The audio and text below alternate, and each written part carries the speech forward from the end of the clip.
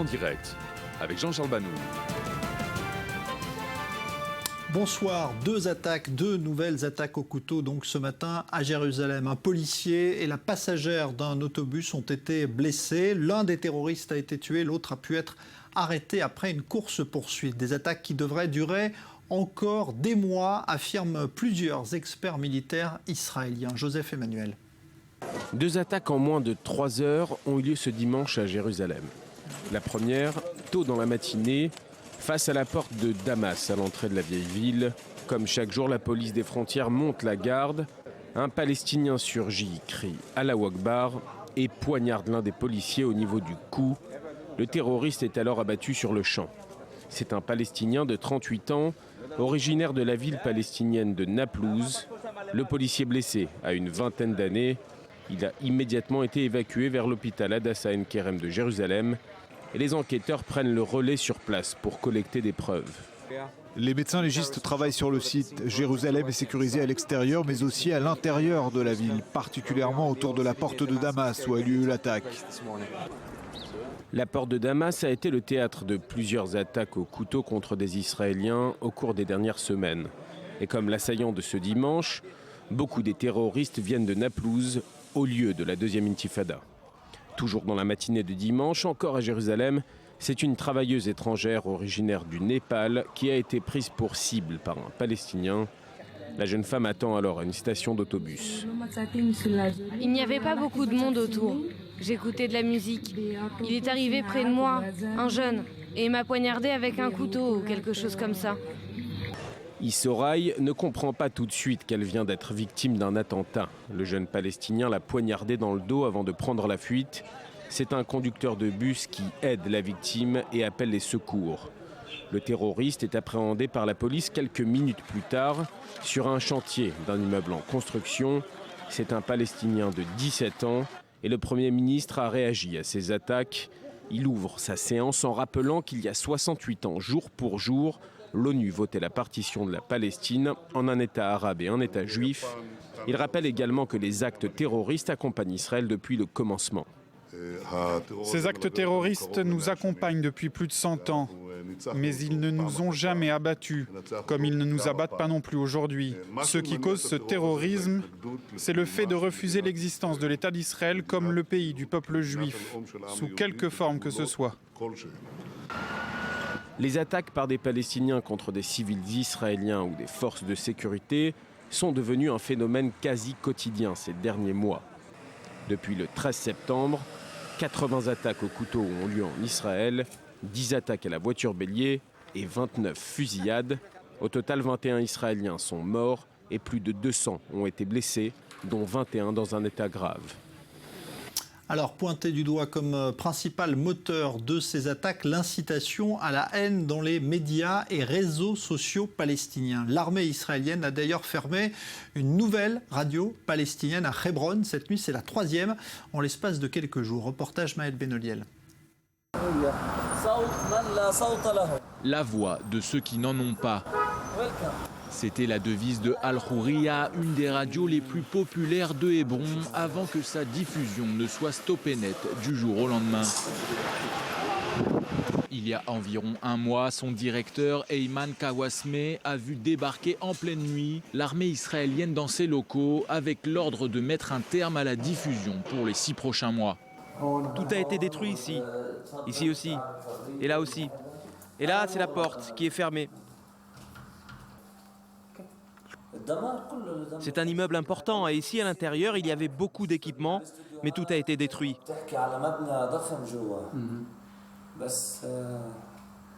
Raison invoquée par Tsahal, des programmes plus que douteux qui joueraient un rôle moteur dans les violences qui secouent la région depuis le 1er octobre.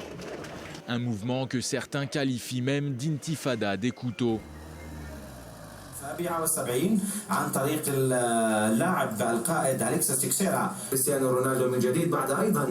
Après la fermeture de sa radio, Eyman n'a pas renoncé pour autant à occuper les ondes. Il a obtenu quelques heures de diffusion auprès d'une radio voisine. Depuis les locaux de cette dernière, il se défend d'avoir fait l'apologie du terrorisme.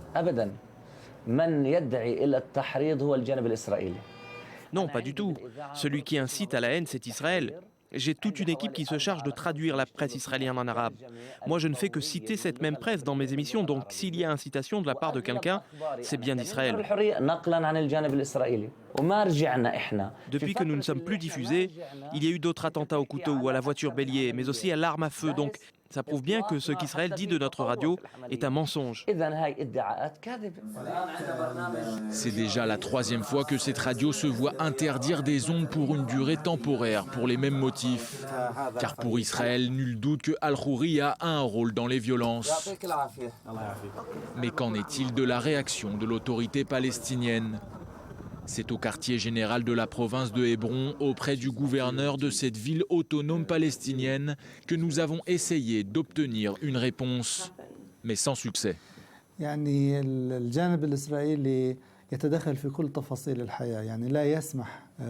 Israël se mêle de ce qui ne le regarde pas en Cisjordanie.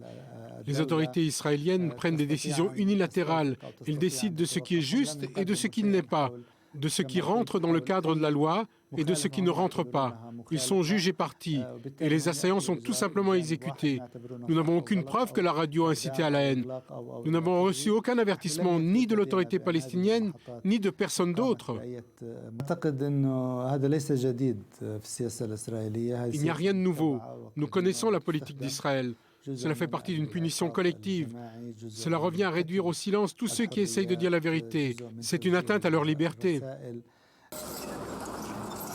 Malgré les efforts des forces de sécurité israéliennes, la région d'Hébron a été à elle toute seule le théâtre depuis début octobre de plusieurs dizaines d'attaques palestiniennes contre des soldats et des civils israéliens.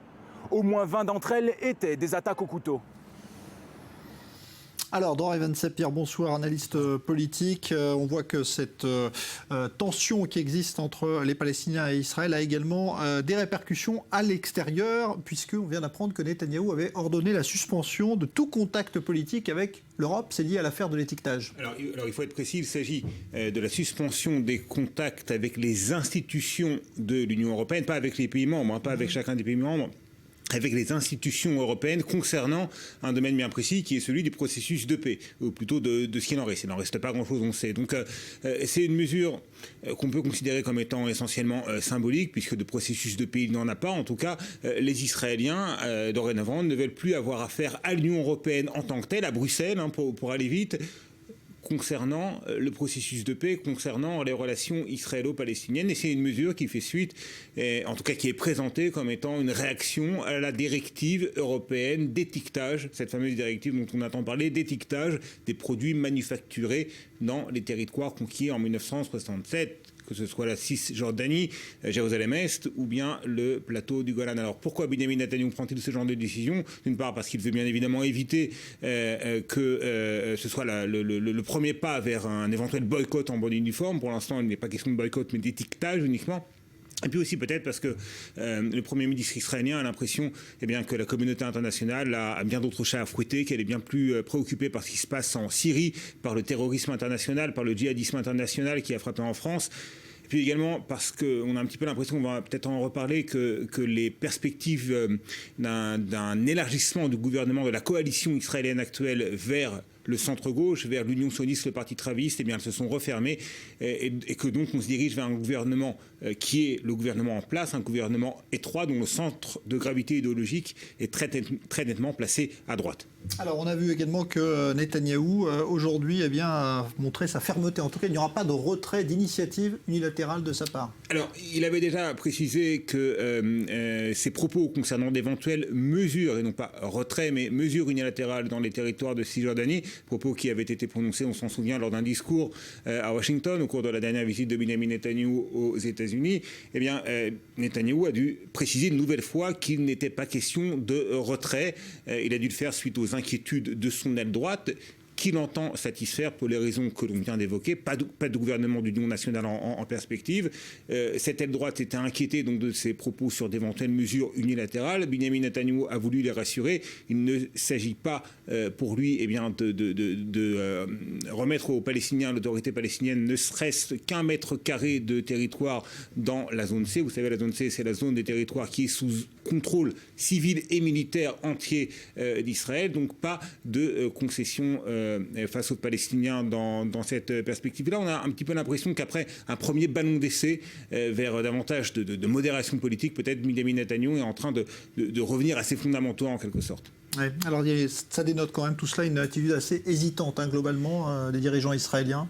Oui, on a l'impression que les Israéliens ne savent pas vraiment sur quel pied danser par rapport à l'autorité palestinienne. Elle est présentée parfois comme étant responsable de la violence actuelle, comme incitant à la violence anti-israélienne, mais c'est pas véritablement ce que disent ou ce que laissent entendre les dirigeants militaires en Israël, qui ont un discours par rapport à l'autorité palestinienne qui est parfois beaucoup plus modéré, qui peut surprendre même par sa modération. On a entendu plusieurs responsables militaires anonymement dire qu'il fallait peut-être, au contraire, anonymement et pas anonymement, puisqu'il s'agit du responsable de la région militaire centre, qu'il fallait renforcer l'autorité palestinienne, l'armer encore davantage, parce qu'elle lutte elle aussi contre l'ennemi commun qu'est le Hamas, qu'est le terrorisme. De cela, on ne veut pas entendre parler dans les droites du gouvernement israélien. Donc il y a des divergences en Israël entre l'échelon politique et l'échelon militaire, et au sein même de l'échelon politique, entre Benjamin Netanyahou, son ministre de la Défense, Moshe Yaalon d'une part, et d'autres ministres plus radicaux d'autre part. Là aussi, il y a des divergences